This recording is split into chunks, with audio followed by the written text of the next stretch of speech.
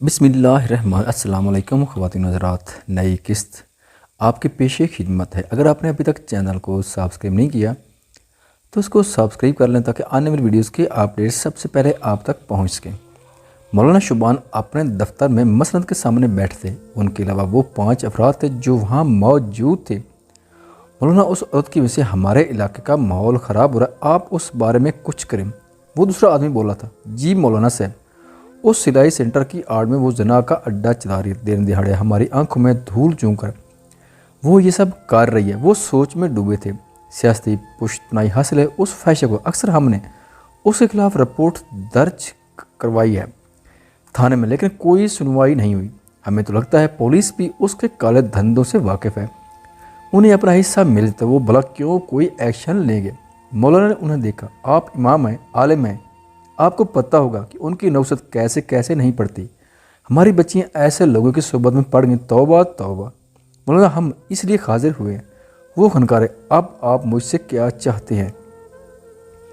ارسلان نقوی کی آنکھ کھلی تو انہوں نے خود کو اس جگہ پایا۔ وہ کوئی سٹور روم جیسا تھا، ہلکی سی ملکی روشنی اور ہر طرف چھائی خاموشی، کچھ کاٹ کباڑ ڈبے اور کچھ اسی طرح کی اشیاء۔ ان کا سر بھاری ہو رہا تھا، آنکھیں پوری طرح کھول نہیں رہی تھیں۔ انہوں نے خود کو بندھا محسوس کیا تھا۔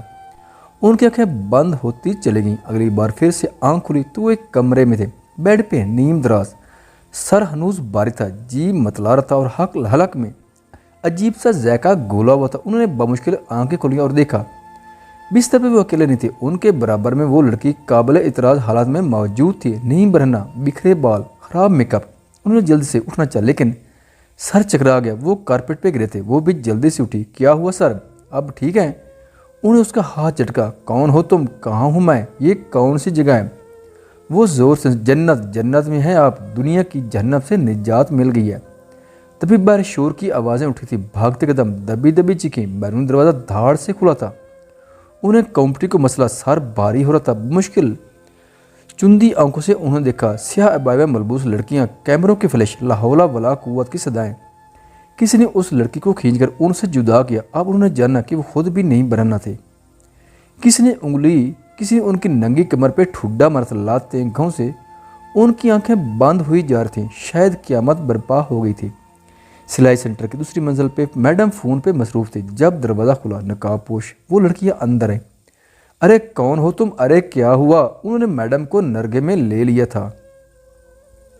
اب وہ انہیں گھسٹتی ہوئی باہر لے آئی تھی۔ چھوڑو مجھے، یہ کیا گنڈا گردی ہے، تمہیں پتہ ہے میں کون ہوں، چھوڑو مجھے، کمینی چھوڑو۔ وہ انہیں نیچے لے آئی۔ سارا حال اوپر نیچے ہوا تھا، سلائی مشینیں، کپڑے، سامان یہاں وہاں بکھرا ہوا تھا، ہر طرف عبایا میں ملبوس لڑکی تھی، وہاں کام کرنے والی لڑکی ان کے رحم کرم پہ تھی۔ کہاں لے کر جا رہی ہو مجھے؟ ارے میں نے کہا چھوڑو، گاٹھ پولیس کے پاس جاؤں گی میں، اس ملونہ کو جامعہ لے چلو، چھوڑو۔ وہ چلائیں اور مزاحمت کرنے لگی۔ امی دھمکی کا سن کر لرز گئیں۔ جیسس، میں نے کہا تھا مت کرو، کیا ملے گا؟ ارے تمہارے باپ کو کون سا جسٹس ملا؟ اریا چپ چاپ آدن کے چہرے پہ موجود زخم کو صاف کر رہی تھی۔ ارے تم جانتی تھی وہ پاورفل لوگ ہیں، یہاں ان کا راج ہے، ہماری کون سنے گا؟ کون کھڑا ہے ہوگا تمہارے ساتھ؟ اس نے انہیں دیکھا، لڑوں گی تو میں ضرور، ایسے ہی ہاتھ پہ ہاتھ تر کر نہیں بیٹھو گے۔ انہیں تعصب سے اسے دیکھا، تم سب کچھ گنوا دو گی اریا؟ وہ تنزیہ سا ہنسی، میرے پاس کچھ بچا ہے گنوانے کے لیے؟ وہ انہیں دیکھ کر آگے، نہیں امی اب نہیں، لڑ کر مرنا لکھا ہے تو یہی سے۔ لیکن اس کی دھمکیاں سن کر چپ نہیں ہوں گی۔ جامعہ کے سینسیان میں ان سب کو بلایا گیا تھا۔ اس سلائی سینٹر سے برآمد ہونے مرد و زن، برہنہ نہیں برہنہ، موسسین، عام لوگ، وہ لڑکیاں۔ پولیس آ چکی تھی۔ ارسلان نقوی نے مندی آنکھوں سے دیکھا، رپورٹر ان کی تصاویر بنا رہے تھے۔ یہ انکم ٹیکس آفیسر ہے نا؟ ہاں یہ تو وہی ہیں۔ تو کیا یہ بھی اس دھندے میں ملوث ہیں؟ توبہ توبہ۔ ہاتھ کڑی پہننے والے کانسٹیبل کے سامنے وہ گڑ گڑائے تھے، میں نے کچھ نہیں کیا، مجھے اغوا کیا گیا تھا، میں بے قصور ہوں۔ وہاں تو سب ہی بے قصور تھے۔ مولانا شوبان بیان دے رہے تھے، پورا علاقہ اس عورت سے تنگ تھا، ہر کوئی جانتا تھا کہ یہ اس سینٹر کی آڑ میں کیا دھندا کرتی ہے۔ زنا کا اڈا بنا رکھا اس نے اس جگہ کو، دارالحکومت کا بچہ جانتا ہے، لیکن پولیس اور سرکار بے خبر ہے۔ رپورٹر کھڑے تھے، کیا آپ کے خیال میں یوں وہاں دعویٰ بولنا اور ان کو یہاں لانا درست ہے مولانا؟ برائی کا خاتمہ آپ کے نزدیک کیا ہے؟ لیکن یہ تو حکومت کا کام ہے۔ ایسے قانون میں ہاتھ لینا آپ کی حکومت بھانگ پی کر سوئی ہوئی ہے۔ اہل علاقہ پولیس سے درخواستیں کر کے تھک چکے ہیں، کوئی نتیجہ نہیں نکلا تو مجھ سے مدد کے لیے کہا گیا۔ سنو میاں، امر بیل مرو اور نہیں انل مکر تو ہم سب کا فرض ہے۔ تو پھر آپ نے میڈم روبینہ کو چھوڑ کیوں دیا؟ ایک دوسرے رپورٹر نے پوچھا تھا۔ ہم اس کے کالے کرتوت اور دھندے کو سب کے سامنے لے آئے، اب اس سے نمٹنا اور سزا دینا سرکار کا کام ہے۔ اسی شام ان سے ملنے حکومتی وفد آیا تھا۔ مولانا، یہ سراسر غلط کیا آپ نے، اسے قتل کر کے کون کیا ہے؟ کتنا بڑا گنہ گار ہے، اس پہ یوں دعویٰ بولنا اور اغوا کرنا قانون کے خلاف ہے۔ اچھا، تو اس ریاست میں کوئی قانون بھی ہے؟ دیکھیے مولانا، اس افسر نے رسان سے کہا تھا، جرم کا خاتمہ کرنا حاکم کی ذمہ داری ہوتی ہے۔ یوں اگر ہر انسان اپنے تئیں جرائم کے خلاف اٹھ کھڑا ہو تو وہ فساد پھیلے گا کہ عالمان معاشرے ایسے نہیں چلتے۔ اب میری بات غور سے سنیں جناب، جب جرم پہ پردے ڈالے جاتے ہیں، جب پردہ پوشیاں کی جاتی ہیں، بگاڑ تب پیدا ہوتا ہے، انتشار تب جنم لیتا ہے۔ وہ ملاقات بھی زیادہ امید افزا ثابت نہیں ہوتی۔ ملک کی زیادہ تر سیاسی جماعتوں نے مولانا کی اس فعل کی مخالفت کی تھی، کچھ اسے مولانا کی ذہنی پراگندگی کا اور کچھ نہیں بغاوت۔ روبینہ لاشاری اس ملک کی ایک آزاد شہری ہے جناب، اس کا اغوا ہر شہری کا اغوا ہے، اس پہ حملہ مجھ پہ اور آپ پہ حملہ ہے، اس سے ایک ایسا سلسلہ شروع ہو سکتا ہے کہ جس کی بنیاد پر ہر دوسرا شہری کسی کو بھی ذاتی اناد کی وجہ سے ذلیل کر سکتا ہے، ذاتی دشمن پہ فساد کھڑے ہو سکتے ہیں۔ ایک معاشرہ ایسے نہیں چلتا، وہاں ہر طبقہ آباد ہے، اچھے برا کون سزا پائے گا اور کون نہیں، یہ ریاست طے کرے گی، میں اور آپ نہیں۔ دوسرا ان کے حمایتی تھے، برائی کی روک تھام کے لیے برا بننا پڑتا ہے، یہ ایسی ہے کہ کسی بڑے گناہ کو کم کرنے کے لیے آپ چھوٹا گناہ کرو، زخم جب ناسور بننے لگے تو نشتر لگانا ہی پڑتا ہے، بیماری کو جسم سے علیحدہ کرنا لازمی ہوتا ہے۔ روبینہ لاشاری پریس کانفرنس کرتے ہوئے رو رہی تھی۔ میں اپنے آفس میں جب مجھے اطلاع ملی، مجھے کہا گیا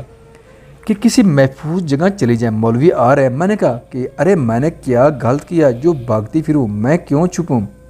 پھر وہ چڑیلے آ گئی، دھاوا بولا، میرے سینٹر میں توڑ پھوڑ کی، زبردستی اندر گھسیں اور مجھے بھی مارا پیٹا۔ مجھے کہا مان لو کہ غلط کام کرتی ورنہ اور مارے گے۔ میں کیوں مانوں؟ میں بیوہ ہوں، میری عزت تو مٹی میں مل گئی، میری بیٹی کی نوکری چلے گی، مجھ پہ سارا شہر تھو تھو کر رہا ہے، ان مولویوں نے مجھے برباد کر دیا۔ انہوں نے دوپٹے سے آنکھیں پوچھ لی، آپ پہ الزام لگایا کہ آپ کے سینٹر پہ اکثر بڑی شخصیت آتی رہتی تھی۔ میں ایک سوشل ورکر ہوں، ایک بہبود کا ادارہ چلا رہی ہوں، یہاں لوگوں کا آنا جرا تو خود ہی ہوگا۔ یہ سب ان تنگ نظروں کی وجہ سے ہوا، ان مولویوں کو تو اپنے علاوہ سب گنہ گار ہی نظر آتے ہیں۔ پھر سے آنکھیں صاف کے سرکار ان کے آگے کیوں بے بس ہیں؟ یہ ہر قانون سے اوپر ہیں۔ میں کہتی ہوں ان کو ہی تھانے دار بھرتی کر دو اگر یہ اتنے ہی منہ زور ہیں تو۔ ارسلان نقوی سر جھکائے بیٹھتے، ابھی ان کے ایک دوست ان کی ضمانت کروا کر گھر چھوڑ کر گئے تھے۔ یہ سب ان لوگوں کا کیا در ہے، وہ ملک انصر اور اس کے جیسے لوگ۔ میں نے جس کا ناجائز کام نہیں کیا وہ میرا دشمن بن گیا۔ بیوی خاموش بیٹھی تھی۔ تم فکر مند ہو، میں سب میں فکر مند نہ ہوں۔ وہ ان کی بات کاٹ کر بولی، گھر میں ایک بیٹی ہو اور باپ پہ ایسے الزام لگے تو اس کا مطلب سمجھتی ہیں آپ؟ تو کیا کرتا، وہ بھی چلائے، حرام کام میں ان کے ساتھ شریک ہو جاتا۔ اب پرسائی کا اچھا صلہ مل گیا، وہ بھی دوب دود چلائے تھے۔ جب ایک معاشرے میں ظلم اور بے انصافی کا بازار گرم ہو تو نیکی کرنا سب سے بڑا جرم ہوتا ہے، کیونکہ نیکی آپ نے کیوں دشمن بنائے، کیوں؟ وہ پھوٹ کر رو دی، اب مل گیا میڈل۔ سب چلا چلا کر ایک تعریفیں کر رہے ہیں نا، ہر جگہ آپ کے چرچے، آپ کے نیکی کے گن گا رہے ہیں سب، ہے نا؟ وہ سر جھکا کر رہ گئے۔ اس شخص کا جرم اس کی اچھائی بنا دی گئی تھی۔ اسامہ کو کراچی میں کچھ کام تھا تو وہ اس کے ساتھ ہی آیا تھا۔ ادیبان کے اصرار پہ وہ اس کی طرف ہی رکا تھا۔ ویسے بھابی میں نے زندگی میں کوئی اتنا بڑا رن مریض نہیں دیکھا جتنا بڑا آپ کا شوہر ہے۔ کون سے تعویذ پلا ہیں آپ نے اسے؟ ادی نے اس کے دھمکا جڑا تھا، میری بیوی جادوگرنی نظر آتی ہے تجھے؟ وہ مسکرا دی، ادے بھی اکثر آپ کا ذکر کرتے ہیں۔ اچھا، ذکر خیر یا؟ ابے تجھے میں کوئی ایسی بات ہے کہ تیرا ذکر خیر کیا جائے؟ اس نے منہ بنایا، آستین کا سانپ ثابت ہو رہا ہے آپ کا میاں۔ کیوں ایسا کیا کر دیا میرے معصوم میاں نے؟ معصوم؟ اس کی آنکھیں ابل پڑیں، اس کی صورت پہ نہ جائے، اندر سے پورا ہے یہ گناہ کہیں کا، اس کی اپنی آرام سے ہو گئی ہے تو اب میری میں روڑے اٹکا رہا ہے۔ ادی کا منہ کھول گیا، میں نے کیا کیا؟ اس کو چھوڑیں، مجھے بتائیں میں ڈھونڈوں کوئی آپ کے لیے۔ وہ کھل اٹھا تھا۔